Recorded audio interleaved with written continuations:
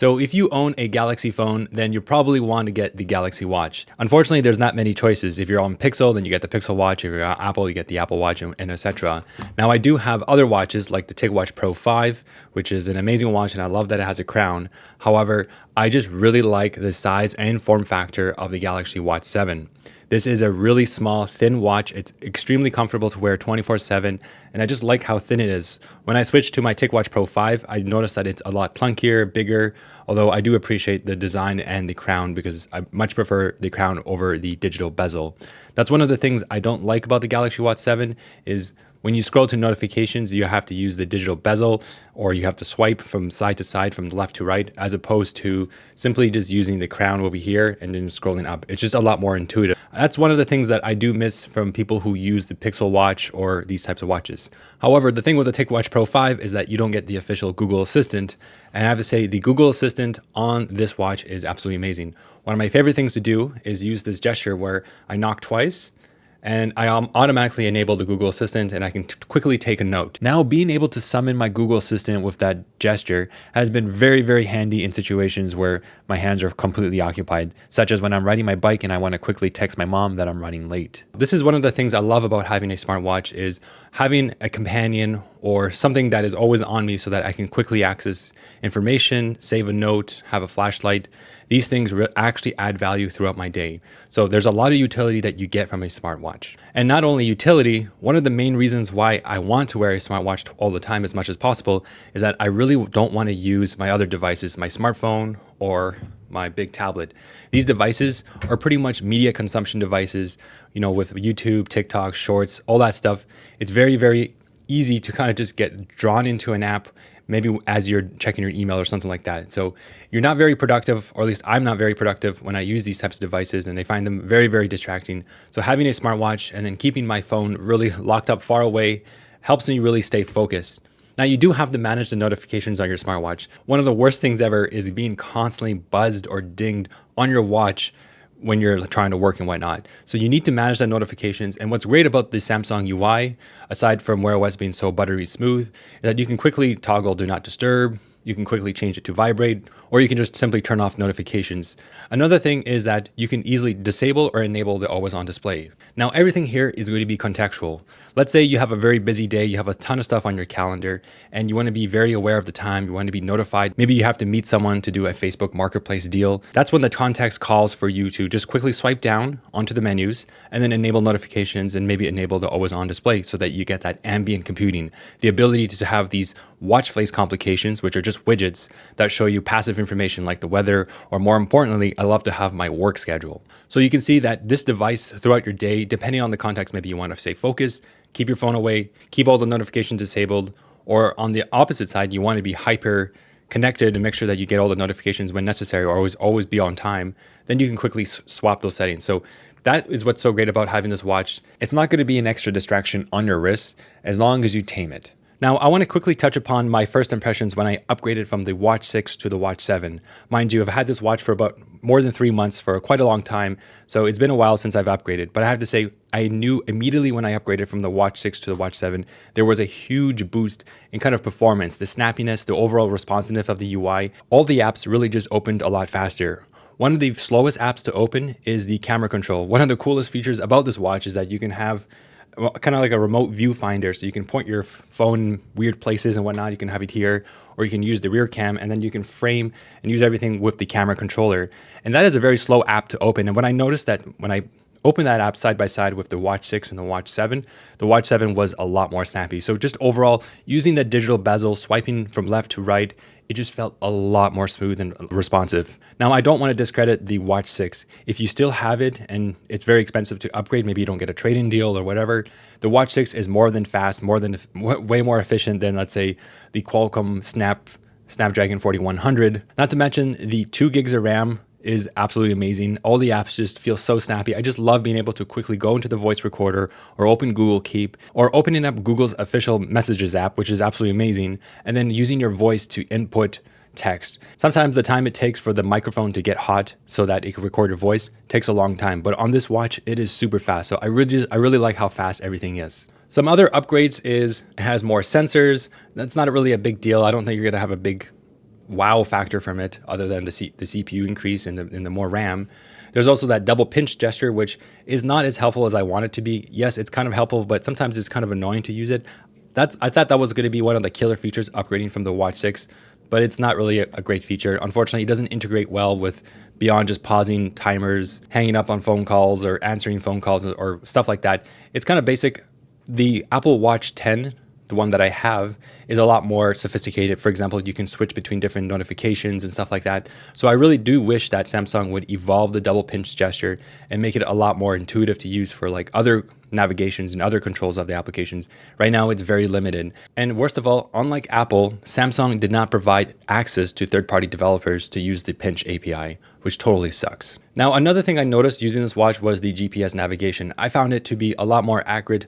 They did improve the GPS hardware. One of the most frustrating things to use this as, like, say, a travel companion. Let's say I'm traveling somewhere in a foreign country and I don't want to have my phone constantly glued to my screen because it makes you look like a tourist.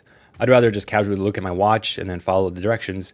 Well, the Watch 6 was terrible. And I do see some improvements with the Watch 7. It's able to better use the gyroscopic and accelerometer data to kind of point the accuracy of the GPS and the compass to be leading you on the right path versus the previous version, the Watch 6, was terrible, was telling you to go the wrong way and stuff like that. So the GPS was also a nice improvement from the Watch 6. Another difference is the charger. Unfortunately, the charger has changed, although you still can use the previous Galaxy Watch 4, 5, and 6 chargers. They just won't fit as snugly, and they might charge a little bit slower and maybe create a little bit more heat. I am using 2 of the previous Galaxy Watch chargers on this Watch 7, and I found no issues at all. It's kind of great when you can trade in your old device, and only the device. You can basically keep all the other straps and stuff. Like, they don't ask for that in the trade-in. You just have to return the actual watch, but you can keep the wrist strap and the chargers, and then you can use it for your next watch. But I don't like the fact that they changed the charger just a little bit. That's unfortunate. But that's to make room for the more advanced sensors. So speaking of sensors, let's talk about that. Now, I'm not a crazy person that needs to monitor all my steps and all that stuff. I need to close my rings. I pretty much work out every day, so I don't need some device to tell me that I'm not active. I kind of know that, if I sit in front of a computer for 8 hours for work, that I should get up and do something. So I at least do some exercise every day, no matter what. Now, in terms of the health tracking and the insights, I just don't really care so much about it. Maybe I should have gave a warning in this review, but this review is more focused on the utility of using a smartwatch rather than kind of like the health features, like, for example, running and stuff like that. Those features are pretty much still kind of basic. I don't find any insights that really kind of change my day-to-day habits. Now, Samsung likes to boast that they have these advanced health tracking features like sleep apnea detection, which is not available in Canada, which is unfortunate. And then they have this interesting metric called AGE index, which is your advanced glycation end product, whatever that means. And I look at the data and it's just not very helpful. It's all the same data points. There's nothing really distinguishing between them. And Samsung does offer an energy score, which is like a body battery reminiscent of the Garmin series watches. And when I look at it, it's just not very helpful because I'm not wearing my watch 24/7. I just don't want to wear my watch during really sweaty activities. And I just want to use a dedicated fitness tracker if I really needed to. Now, your circumstances might be different. You may be okay trying to wear this 24/7, but that kind of leads me into some issues with the battery life. I'll talk about that a little bit later. Now, one of the very unique things about this watch is that it can measure your body fat. And I think that's a really cool way to stay healthy and try to not eat too much bread and carbs and sugar and stuff like that. But I do find it kind of anxiety inducing to constantly check my body fat, especially since it can fluctuate. And I find that it would ruin my mental health more. So I don't really use that sensor, to be honest. And I probably wouldn't miss it if I switched to a different platform like the Pixel Watch or Apple, which doesn't have that feature, the bioimpedance sensor. Now, other metrics like heart rate, stress levels, and blood oxygen saturation are kind of not that important throughout the day. I don't really care, but it's nice to see that the UI presents this information in a nice way. Now, one health metric that I do really care is sleep. Now, I got terrible sleep. I'm a night owl. I go to bed at 3 a.m. I also have sleep apnea, so I do use a CPAP machine, and I do want to monitor my blood oxygen saturation. Now, I really like tracking my sleep because it really shows how my sleep is. And what I've noticed is that the start and end times of my sleep tracking is very, very, very accurate. Now, whether or not it detects the deep sleep versus REM sleep versus light sleep accurately, it's like, it doesn't really matter. I mean, apparently the Galaxy Watches are not as accurate as Apple or Fitbit or Pixel or the Whoop strap in terms of measuring those specific stages. but I really care about the start and stop time, just the duration of my sleep. And the reason why is that I want to be able to compare these trends and just really motivate myself over time to like try and sleep more. If I get 5 hours of sleep, that really sucks. Now, what makes Samsung sleep tracking pretty good is that it shows you the actual sleep time, not the time that you're in bed. And to me, that is a very important sleep metric. Now, when it comes to nap detection, I find it hit or miss. Sometimes it detects a longer nap, like over an hour, but if I nap for like 30 minutes, it doesn't detect it.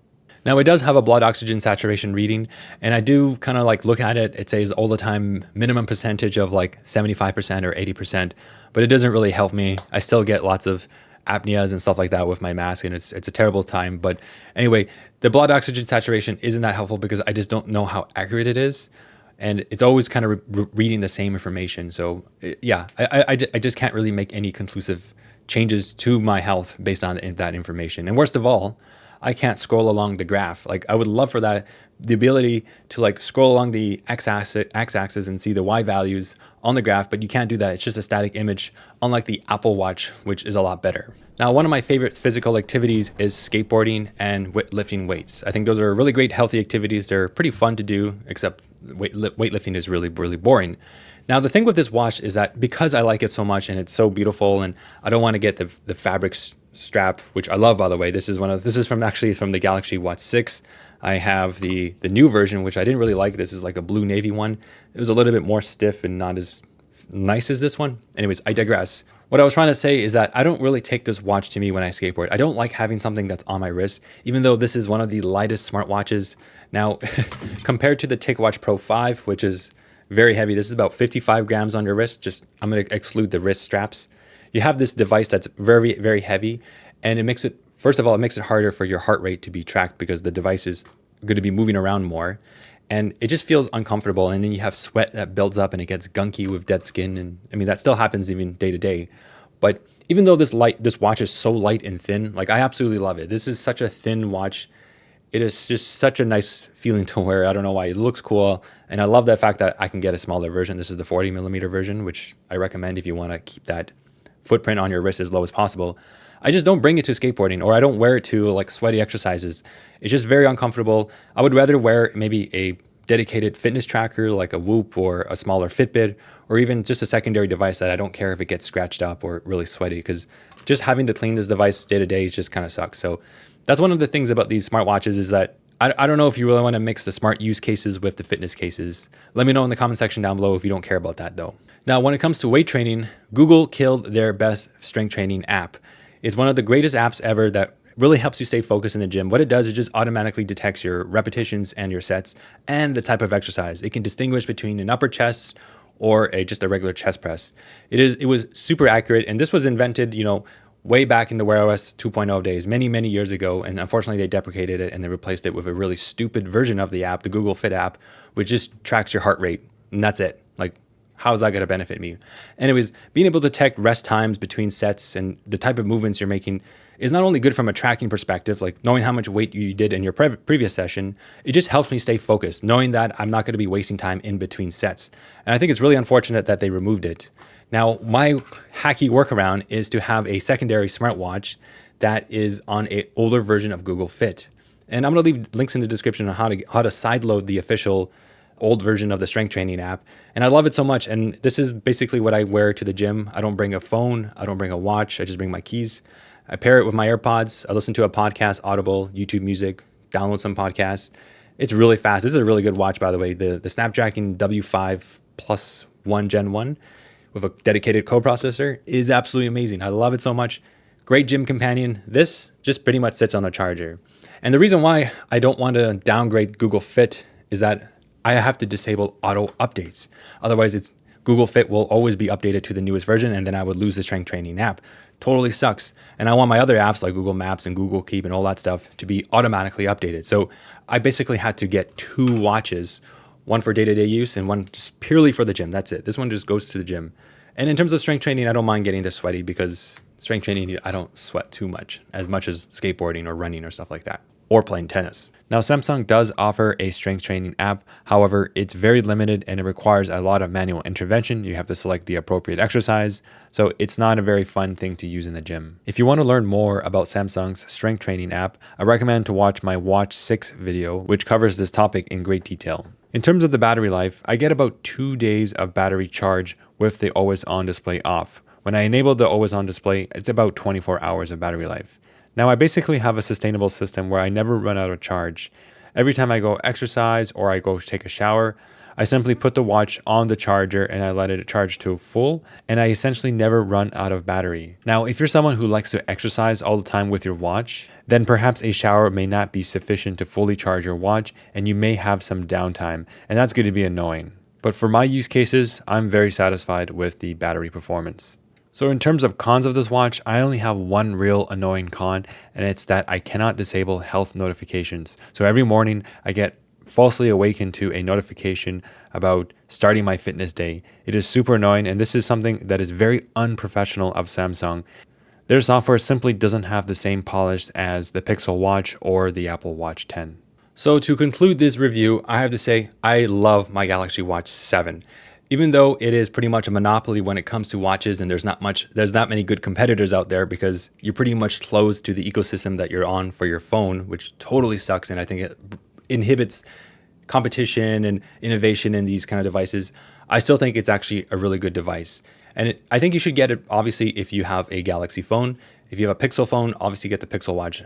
Just the day-to-day information, that ambient computing, having those complications, seeing the weather, not having to check my phone, avoiding distractions, having my calendar, stay organized. I love being able to, let's say I have a random thought in my head, I can quickly use the voice memo app, which does transcriptions and AI summaries and stuff like that. Or I can use Google Keep, not to mention the flashlight feature, which I use all the time, and Google Pay. There's just so much value and utility that I get out of this smartwatch that I love it so much. And it just looks so cool. I love the fact that this is like a little Tamagotchi on my wrist. Anyways, I'll leave links in the description to this watch. Check it out. And I did do a full review of the Galaxy Watch 6, which does have a lot of overlap. I mean, it's not really that much of a big upgrade other than the nice processor. So check that out. I'll leave a link in the description for that as well. Thanks for watching, and I'll see you in the next video.